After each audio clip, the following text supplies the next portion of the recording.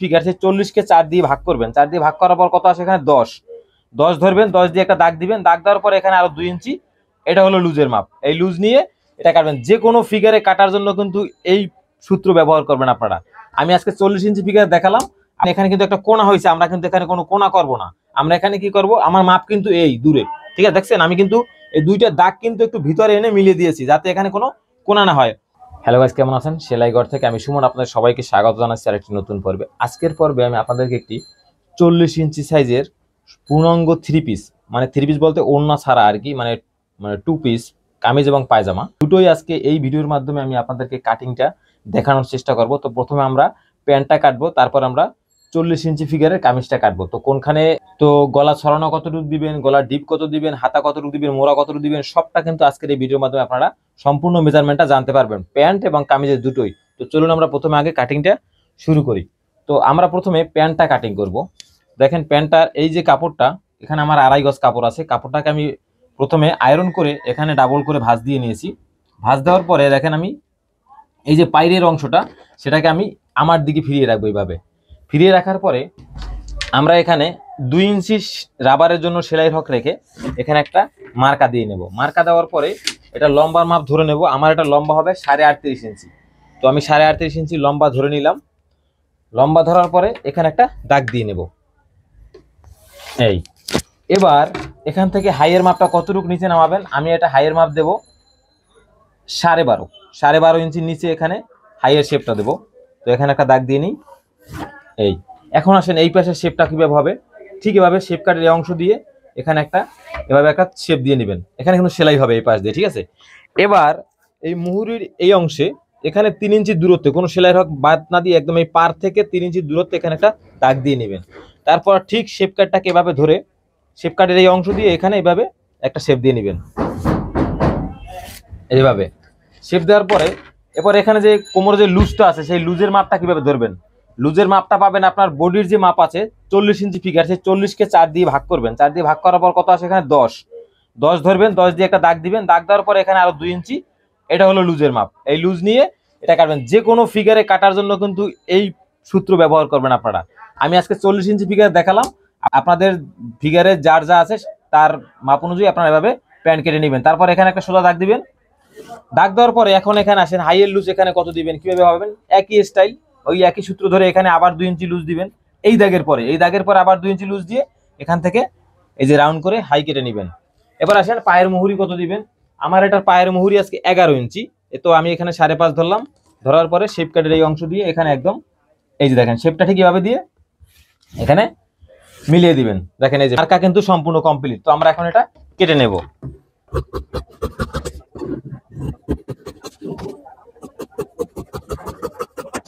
এখানে একটা জিনিস আছে, এখানে কিন্তু আমাদের আলগা পট্টি দিতে হবে, কারণ এখানে কাপড়টা একটু চিকন। আমরা এখানে মোটা করবো 3.5 ইঞ্চির মতন। এখানে একটা পট্টি লাগাতে হবে যেটা সেলাইয়ের পরে 3 ইঞ্চি থাকবে।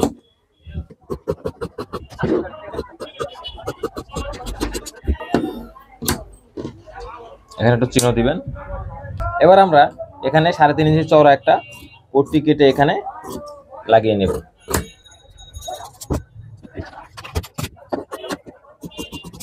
তো বন্ধুরা আমাদের প্যান্ট কাটে কিন্তু কমপ্লিট 40 ফিগারের জন্য। এবার আমরা কামিজটা কিভাবে কাটবো সেটা আমরা দেখবো। দেখেন এটাকে আমি কিন্তু সুন্দর করে, এটা থ্রি পিস। তো আমি এই যে মিডল পয়েন্টে কাজটা রেখে আমি সুন্দর করে ভাঁজ দিয়ে নিয়েছি। তারপর আমি এটার উপরে পিছনের পার্টটাও রাখবো। আমরা কিন্তু দুটো পার্টি একসাথে কাটিং করব, ঠিক আছে? কোনো আলাদা কাটিং করার দরকার নেই। এবং এটা কিন্তু একটি পিছনে বড় গলা হবে, মানে 6 ইঞ্চি গলা হবে পিছনে। তো 6 ইঞ্চি গলার পুট কত দিবেন সেটাও কিন্তু আপনারা আজকের এই ভিডিওর মাধ্যমে জানতে পারবেন। তো প্রথমে আমরা এখানে নিচে বর্ডারের জন্য এখানে 1 ইঞ্চি সেলাইয়ের হক রেখে আমরা আগে এখানে দাগ দিয়ে নেব। এরপর আমরা এটা লম্বার মাপ ধরবো। আমার এটা লম্বা হবে 44। হ্যাঁ 44 আছে, একদম কমপ্লিট 44 আছে। তো 44-এ দাগ দিয়ে নিলাম। এবার আমরা এটা 6.5 বরাবর এখানে আর মোলের মাপটা ধরবো এই বরাবর, ঠিক আছে? তারপর এখানে আমি 14.5 বরাবর এটা কোমরের মার্কাটা দেবো। এই মেয়েটা কিন্তু একটু লম্বা, এই জন্য আমি কিন্তু এই যে হাফ বডি মার্কাটা একটু নিচে দিয়েছি, তার মানে কিন্তু আমি এখানে 14 দিতাম, এই জন্য আমি 14.5 দিয়েছি এখানে। এবার আমরা এই যে দাগগুলো দিয়েছি সেটার মার্কা করে নেব। এই যে এখানে আরেকটা দাগ হবে, এখানে উপরের দাগে আমি কাটিং করব। এবার আসেন এটার পুট কত দেবো। সামনে 6.5 গলা হবে, পিছনে 6 ইঞ্চি গলা হবে। তো আমি এটার পুট দেবো আজকে 11.5 ইঞ্চি।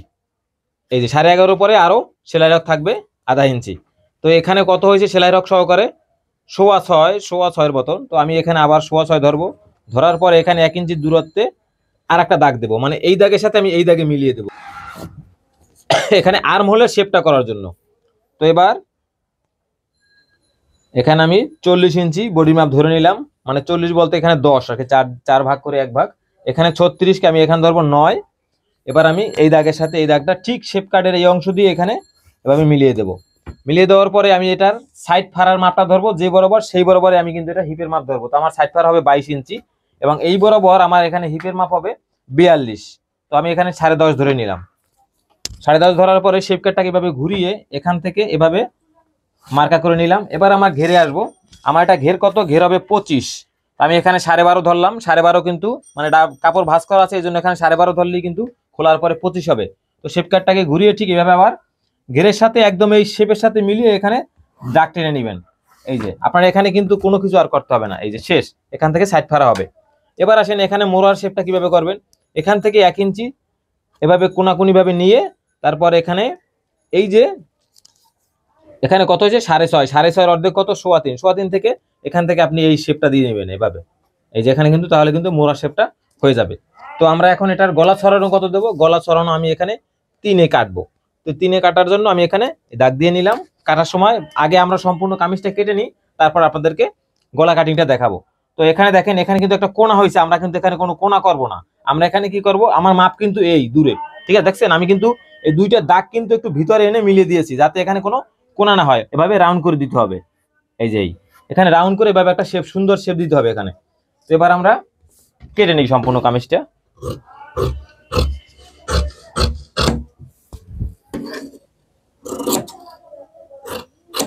এখানে একটু ডাউন দিবেন, হালকা 1/4 ইঞ্চির মতন ডাউন দিলেই হবে।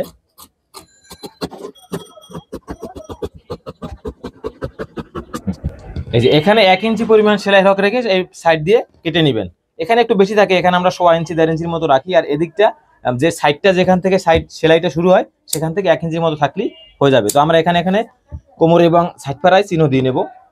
এখানে দেখেন এটা মোড়া কত হয়েছে ঘুরিয়ে, এখানে হয়েছে 8। আমি যখন হাতায় কাটবো তখন কিন্তু আমি 7.5 কাটবো, ঠিক আছে, স্ট্রেট সোজা মোড়াটা, তখন কিন্তু দেখবেন যে এটার সাথে ওটা কিন্তু একদম মিলে যাবে।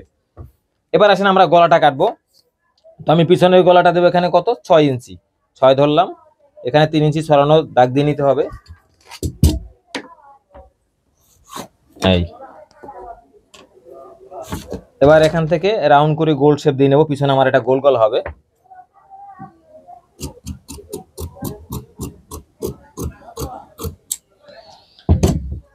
এবার সামনের গলা কাটবো, আর তার আগে সামনের তালপাটটা কেটে নিই। সামনে একটা তালপাট দিতে হবে, সামনে অবশ্যই তালপাট দিবেন, ঠিক এতটুকু পরিমাণে কাপড় সামনের তালপাট কেটে নেবেন। এবার আমরা সামনের গলাটা কাটবো, একই এখানেও 3 ইঞ্চি ছড়ানো দিতে হবে।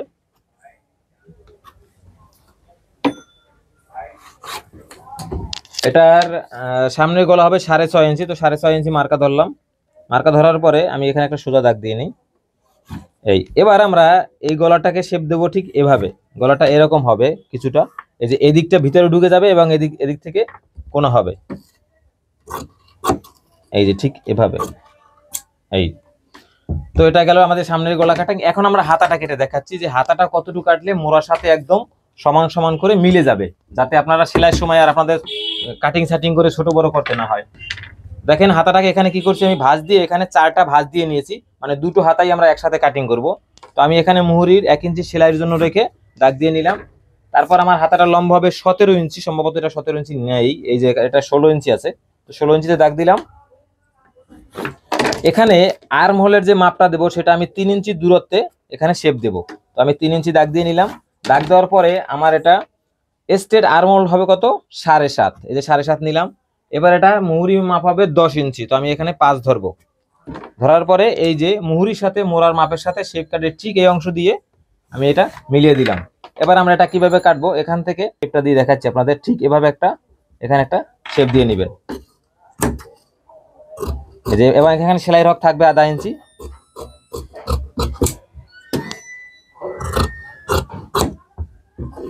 এদিক থেকে 1 ইঞ্চি পরিমাণে কাপড় রাখবেন মার্কার পরে, এখানে একটু চিহ্ন দিবেন যতটুকু আপনি ভাঁজ করবেন, এখানে একটু চিহ্ন থাকবে, এটা আপনার আর্ম হোলের মাপ। এবার এখানে একটা পাটে একটু তাল পাট কেটে নেবেন।